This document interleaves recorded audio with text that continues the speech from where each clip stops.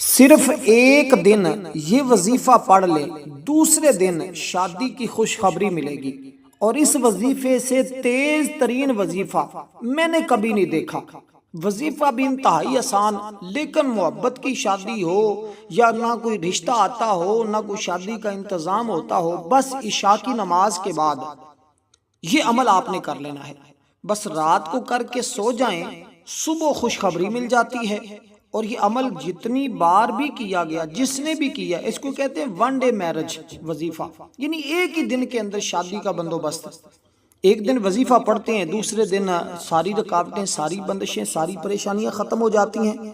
اور اسی طرح جس لڑکی کی، یعنی کوئی لڑکی کنواری بیٹھی ہوئی ہے، کوئی سامان جہیز کا اس کے پاس نہیں ہے، کچھ لوگ اس وجہ سے رشتہ ٹھکرا رہے ہوتے ہیں کہ ان کے پاس سامان نہیں ہے۔ بعض اوقات لو میرج جس کو ہم کہتے ہیں پسند کی شادی،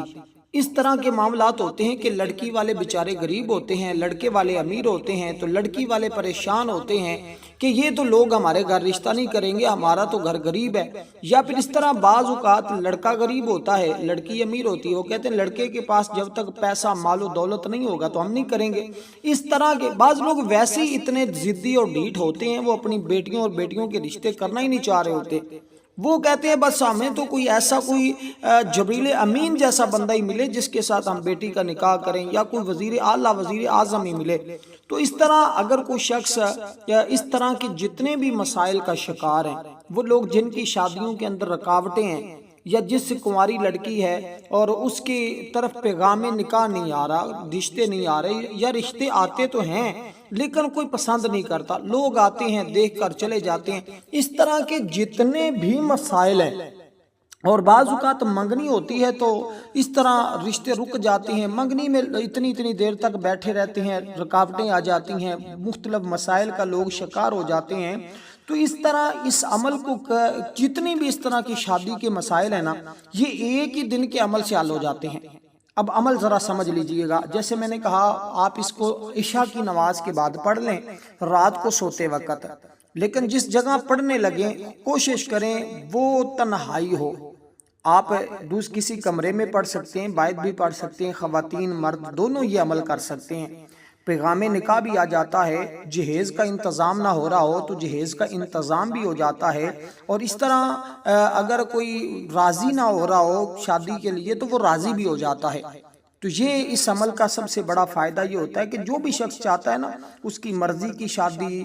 ہو یا اس کی من پسند کا رشتہ ہو، یا جیسا وہ چاہتا ہے اس طرح کا اس کو رشتہ مل جائے۔ بعض والدین کی خواہش ہوتی ہے جیسے میرا بیٹا پڑھا ہوا ہے، اس کو اسی طرح پڑھی ہوئی لڑکی مل جائے، یا جیسے ہماری بیٹی لڑکی پڑھی ہوئی ہے اسی طرح اس کو پڑھا ہوا لڑکا مل جائے۔ تو اس طرح کے جتنے بھی مسائل ہوں گے نا، وہ اس عمل کی بدولت سارے حل ہو جاتے ہیں۔ اس لیے اب آپ نے ذرا عمل کو بڑی توجہ کے ساتھ سمجھنا ہے، کیونکہ اس طرح کے وظائف بار بار نہیں ملتے۔ اس سے لڑکیوں کا، عورتوں کا نصیب بھی کھل جاتا ہے، اور وہ عورتیں جو پریشان ہیں یا جن کے لیے مسائل ہیں، تو اس عمل کی بدولت وہ سارے مسائل حل ہو جائیں گے، اور پھر ان کی اگلی زندگی جو ہے نا وہ بھی بڑی پرسکون گزرے گی۔ ان کے ہسبینڈ کے ساتھ، یعنی کہ لڑکے کے ساتھ اس کی آپس میں پھر بنی رہے گی، کبھی بگڑے گی بھی نہیں، آپس میں محبت پیدا ہوتی رہے گی۔ لیکن اس عمل کو کرنے کا طریقہ یہ ہے کہ آپ نے سب سے پہلے عشاء کی نماز کے بعد جب سونے لگیں تو آپ نے یہ عمل کرنا ہے، بالکل مختصر سا ہے، آپ کو میں بتاتا چلوں، صرف دن میں ایک ٹائم ہی کرنا ہے، بار بار اس عمل کو کرنے کی بھی ضرورت نہیں ہوتی۔ آپ نے تازہ وضو کر لینا ہے، اگر نماز پڑھیے عشاء کی تو یہ تو سب سے اچھا ہے نا، کوشش کرنی عشاء کی نماز پڑھ کر ہی آپ اس عمل کو کریں۔ تو عشاء کی نماز جب پڑھ لیں تو اس کے پڑھنے کے بعد آپ اسی جگہ بیٹھے بیٹھے کھڑے ہو جائیں اور 2 رکعت نماز نفل حاجت کی نیت سے پڑھیں۔ میں نفلوں کا طریقہ بھی بتاتا ہوں، اس کے بعد ایک اسم مبارک ہوگا، وہ بھی آپ نے پڑھنا ہے۔ اور سب سے پہلے اس ترتیب کے ساتھ آپ نے جب نفلوں سے فارغ ہونا ہے نا، تو اپنے مقصد کو پیش نظر رکھتے ہوئے، تصور رکھتے ہوئے کہ میرا فلاں مقصد ہے، میری شادی کا یہ مسئلہ ہے، رشتہ اور نسبت میں کامیابی کا یہ سب سے طاقتور وظیفہ ہے۔ پیغام نہ آتا ہو یا رشتہ نہ ہوتا ہو، جس طرح بھی میں نے جیسے عرض کیا، جتنے بھی اس طرح کے مسائل ہوں گے نا، اللہ کے فضل و کرم سے وہ آپ کے ایک ہی دن کے اندر حل ہو جائیں گے۔ اب آپ نے سب سے پہلے 2 رکعت نماز نفل حاجت یعنی شادی کی نیت سے پڑھنے ہیں۔ کہ میری شادی کے لیے بندوبست ہو جائے۔ دیکھیں اس طرح کے وظائف لوگ نہیں آپ کو بتائیں گے، وہ بس کہیں گے آپ یہ ایک قسم پاک اس کو پڑھتے رہیں۔ یہ جو نفلوں کا تصور ہے نا، یہ ہمیں احادیث سے بھی ملتا ہے کہ جب بھی کبھی تمہیں پریشانی لاحق ہو تم اللہ کی طرف رجوع کرو، اپنا تعلق اللہ کے ساتھ مضبوط کرو، اللہ کے ساتھ اپنا رابطہ مضبوط کرو۔ تو جب آپ اللہ کی طرف رجوع کریں گے، اس طرح یہ نفل پڑھیں گے، اور یہ نفل پڑھنے کا تصور جب بھی کبھی مشکل آئے تو حضور نماز کی طرف رجوع فرماتے تھے، اور ہمیں بھی تلقین کی ہے کہ تمہیں بھی کوئی مسئلہ پیش آ جائے تو تم اللہ کے حضور حاضر ہو جایا کرو، سجدہ کیا کرو، اللہ اس کی برکت سے مشکلیں حل فرما دیتا ہے۔ تو آپ نے یہ تصور رکھنا ہے 2 رکعت نماز نفل شادی یا حاجت، میری فلاں حاجت ہے، تو اس نیت کے ساتھ اس مقصد کو ذہن میں رکھتے ہوئے 2 رکعت نماز نفل حاجت یا شادی بندگی اللہ تعالیٰ کی منہ طرف خانہ کعبہ کے اللہ اکبر کہہ کے آپ نے کانوں کو ہاتھ لگا لینے ہیں، اور خواتین ہیں یا مرد ہیں، عورت ہے، کوئی بھی ہے، وہ سب سے پہلی چیز جو میں نے بتائی ہے تنہائی میں یہ عمل کرنا ہے، آپ نے کوشش کرنی ہے۔ کوئی آپ کے پاس بچوں کا شور نہ ہو، بڑوں کا شور نہ ہو، کوئی آپ کے ساتھ کلام نہ کر رہا ہو، بات نہ کرے، آپ کو عمل کے دوران ڈسٹرب نہ کرے، نماز پڑھیں اسی جگہ بیٹھے بیٹھے اس عمل کو کر لیں۔ یہ رات میں ہی کریں گے تو سب سے زیادہ اچھا ہے، کیونکہ فجر کے بعد تو نفل نہیں پڑھے جا سکتے، نہ نفلوں کی اجازت نہیں ہوتی، تو عشاء کے بعد ہی اس کو اللہ والوں نے آزمایا ہے کہ انشاءاللہ یہ مقصد ضرور ضرور اتنے عرصے میں حل ہو جائے گا۔ اب میں آگے چل کر بتاتا ہوں کہ آپ نے اگر مکمل شادی تک آپ چاہتے ہیں کہ میری شادی بہت جلد ہو جائے، پھر اس عمل کو آگے کچھ دن بھی جاری رکھنا ہوگا، اور انہی دنوں کے اندر آپ کی جو ہے وہ شادی ہو جائے گی۔ یہ اس عمل کا، اس جیسا عمل شاید آپ کو لوگ یقین جانے اس طرح کے وظائف بتاتے ہوئے بھی اتنے پیسے مانگ رہے ہوتے ہیں، بھی ہمیں اتنے پیسے سینڈ کر دیں پھر ہمیں آپ کو عمل بتائیں گے، اور لوگ اس طرح کے میں چاہتا ہوں کہ آپ ہمارے چینل پر آئیں، آپ کو ایسے مجرب وظائف دے دیے جائیں کہ آپ کو ایک وظیفہ کرنے کے بعد دوبارہ اس مقصد کے لیے کسی وظیفے کی حاجت اور ضرورت ہی نہ رہے۔ تو آپ نے اس طرح نیت کرنی جیسے میں نے نیت کا طریقہ بتایا ہے۔ پھر آپ نے سبحانک اللہ پڑھنی ہے پہلی رکعت کے اندر، سبحانک اللہ پڑھنے کے بعد الحمد شریف پڑھیں گے، الحمد شریف پڑھنے کے بعد آپ سورۃ اخلاص کو صرف 3 مرتبہ پڑھیں گے، 3 مرتبہ، قل هو اللہ احد اللہ الصمد لم یلد ولم یولد ولم یکن لہ کفوا احد، یہ سورہ مبارکہ کو آپ نے صرف اور صرف 3 مرتبہ پہلی رکعت کے اندر۔ اس طرح پھر آپ رکوع چلے جائیں گے، سجدہ کریں گے، ایک رکعت مکمل کر کے کھڑے ہوں گے، تو آپ پھر دوسری رکعت میں اسی طرح جیسے پہلی رکعت میں پڑھا نا، یہ سورۃ اخلاص کو عام نہ سمجھا جائے، اس کی بڑی فضیلت حدیث پاک میں آئی ہے، اس سے رزق بھی ملتا ہے۔ جیسے میں نے کہا جہیز کے سامان کا بھی اگر بندوبست نہیں ہو رہا تو اس کے لیے بھی ہو جائے گا،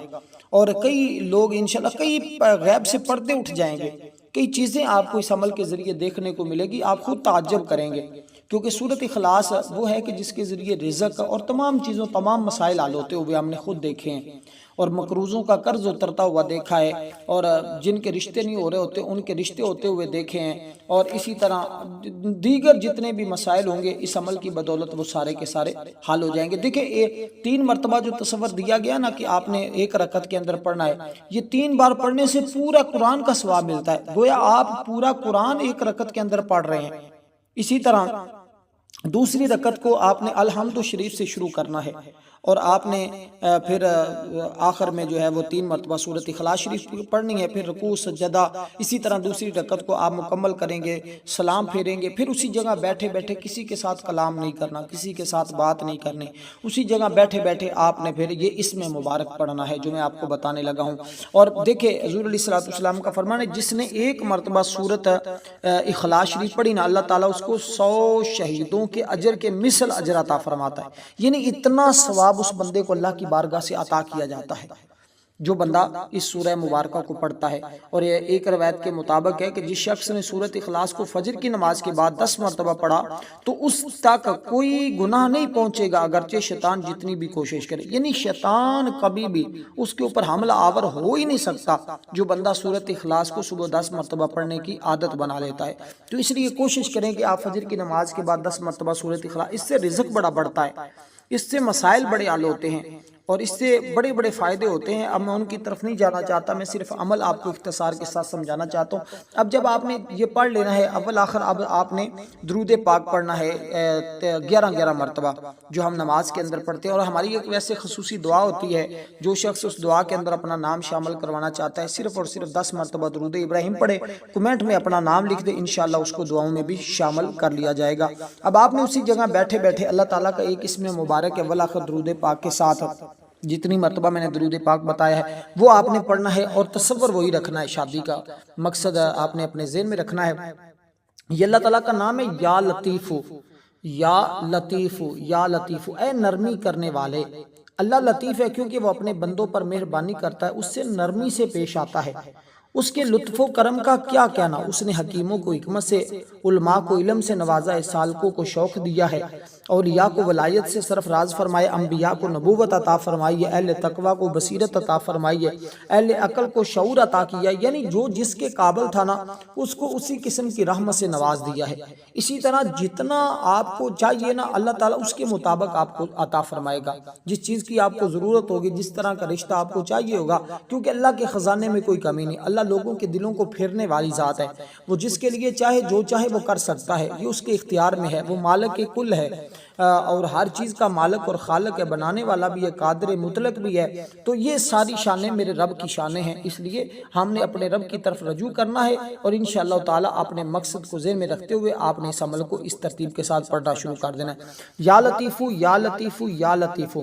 تو یہ یا لطیف اللہ تعالیٰ کی ذات وہ اتنی باریک ہے نا، جس کے بارے میں کہتا ہے کہ کیونکہ وہ آنکھ سے نظر نہیں آتا اور نہ ہاتھ سے چھوا جاتا ہے. جسے پھول کی خوشبو محسوس تو ہوتی ہے لیکن پکڑی نہیں جاتی، جسم کا سانس محسوس تو کیا جا سکتا ہے لیکن دیکھا نہیں جاتا، نہ ہی ہاتھ سے چھوا جاتا ہے. اس لیے اللہ اتنے لطف و کرم والا ہے، جسم اور کون و مکان سے منزہ ہے، اس کی نہ حد ہے نہ انتہا ہے، نہ ہماری عقل اس کا ادراک کر سکتی ہے. مگر جو اسے اس اسم پاک سے پکارتا ہے اللہ تعالیٰ اس پر اپنی لطافت کے راز عیاں کرتا ہے. اس لیے یہ اسم پاک شادیوں کے لیے بہت زیادہ اس کا خواتین ورد کرتی ہیں. اسی طرح میں کئی واقعات ایسے بھی ہیں جو اس عمل کے ساتھ جڑے ہوئے ہیں، میں کبھی انشاءاللہ بتاؤں گا آپ کو کہ اس عمل کی کتنی برکت ہے.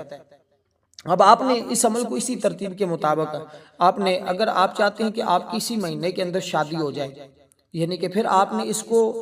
جب چاند کی ابتدا ہوتی ہے نا تو آپ نے شروع چاند کے اس عمل کو شروع کر لینا ہے. یعنی کہ چاند کی 1 تاریخ کو شروع کر لیں اور چاند ختم ہونے تک آپ اس عمل کو جاری رکھیں، یعنی 1 مہینے تک جاری رکھیں. آپ کی اسی مہینے کے اندر شادی کا بندوبست ہو جاتا ہے. تو یہ ایسا عمل ہے کہ جس کو اس طرح پڑھنے سے، یہ بات میں نہیں کر رہا، یہ اللہ والوں نے کی ہے اور اس کو آزمایا گیا ہے. اللہ کے فضل و کرم سے وہ بندہ انشاءاللہ تعالی ضرور ان تمام پریشانیوں سے نجات حاصل کرتا ہے. دیکھیں کچھ پانے کے لیے کچھ کرنا تو پڑتا ہے،